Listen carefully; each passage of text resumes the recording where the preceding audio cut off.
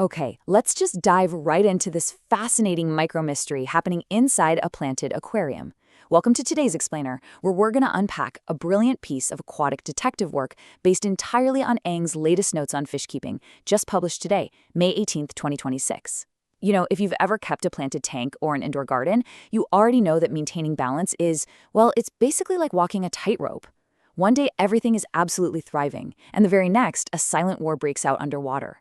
So today, we're looking at one specific, incredibly relatable case study of an ecosystem thrown completely out of whack, and how a really targeted intervention might just save the whole shebang. Imagine looking at your carefully cultivated tank. You've put in the hours, you've monitored the parameters, but suddenly you notice something is terribly wrong. You've got to ask yourself, why are the leaves of our struggling plant turning yellow? Man, it's that sinking feeling every hobbyist knows, right? A yellowing leaf isn't just a color change, it's nature's distress signal. It's literally a glaring yellow flag waving in the water telling you that the harmonious little world you thought you created is actually failing. But to solve the mystery, we first need to figure out exactly who is in distress. And our protagonist in this explainer is the really beautiful Water Pennywort, or if we're being scientific, hydrocotlye-verticillata. Now, what makes this specific plant situation so incredibly precarious is its recent history. As we know from Eng's earlier Part 204 experiment, this pennywort isn't just living your standard run-of-the-mill aquatic life. No, it's currently undergoing an ambitious experiment to adapt to a semi-aquatic lifestyle. Think about what that means. Our victim is already in a super vulnerable state, burning massive amounts of energy trying to bridge the gap between living fully underwater and breaking through the surface. It's stressed, it's working overtime, and right now it's losing a battle it didn't even know it was fighting. Now, what's really fascinating here is Eng's exact observation of the visual evidence. It lets us play detective right alongside them. I mean, listen to the specific wording in Eng's notes. Eng doesn't just guess, they diagnosed based on physical symptoms. Pale yellow edges on its round leaves.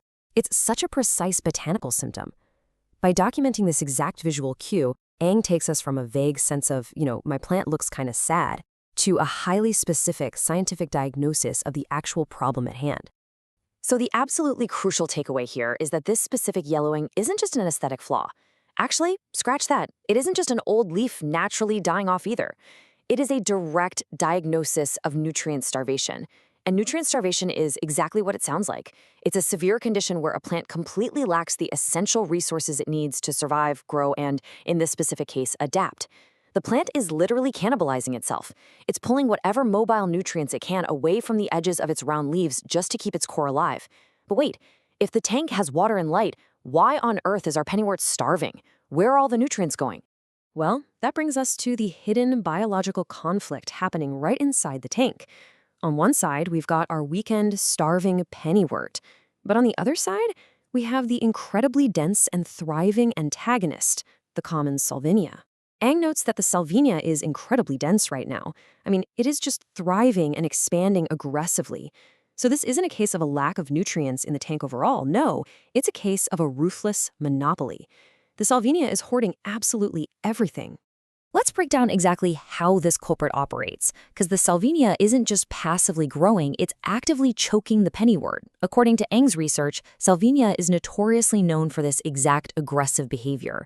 First up, it causes severe overcrowding in the tank environment. It physically takes up all the room. Second, because it floats, it forms this dense mat that acts like a giant blackout curtain, completely blocking essential light from reaching the lower plants, like our poor pennywort. And finally, and honestly perhaps most dangerously, it blocks critical surface gas exchange. It forms a literal seal over the water, preventing oxygen and carbon dioxide from flowing naturally. So yeah, it's stealing the pennywort's light, its space, and its air. You can easily see why this matters so much to any indoor gardener or fish keeper out there. If you don't step in when one plant starts dominating like this, your entire micro-ecosystem is going to crash. You just can't wait for nature to sort it out, because the Salvinia has already won the natural arms race in this confined environment. Restoring balance absolutely requires human intervention. We have to artificially level the playing field by actively separating the aggressive competitor from the ailing plant. We literally have to break up the monopoly to save the ecosystem. So, to save the victim, Eng executes a highly specific rescue operation. Step 1 is to physically isolate that incredibly dense Common Salvinia away from the vulnerable water pennywort. Step 2, clear the Salvinia into a specific mesh basket. And by the way, this is the exact same mesh basket Ang introduced back in part 257 of their notes. It's just brilliant ecosystem management, really. Ang isn't necessarily eradicating the Salvinia entirely. Instead, they're using this mesh basket to physically enforce a boundary between the two warring species. The basket acts like a quarantine zone. It allows the Salvinia to exist, but without letting it spread its suffocating canopy over the rest of the tank. In theory, by caging the beast, the light should return, that critical gas exchange should resume, and the nutrients should finally free up. But hey, nature is unpredictable, right? As Ang waits over the coming days to see if this physical boundary actually does the trick, I'm going to leave you with this final thought. Will this targeted mesh basket isolation tactic be enough to save the starving water pennywort? Or has the common Salvinia already irreparably choked the life out of this delicate micro-ecosystem? We are definitely going to have to wait for the next update to find out. Thanks so much for joining me for this explainer. Keep observing those amazing little worlds around you, and I'll catch you next time.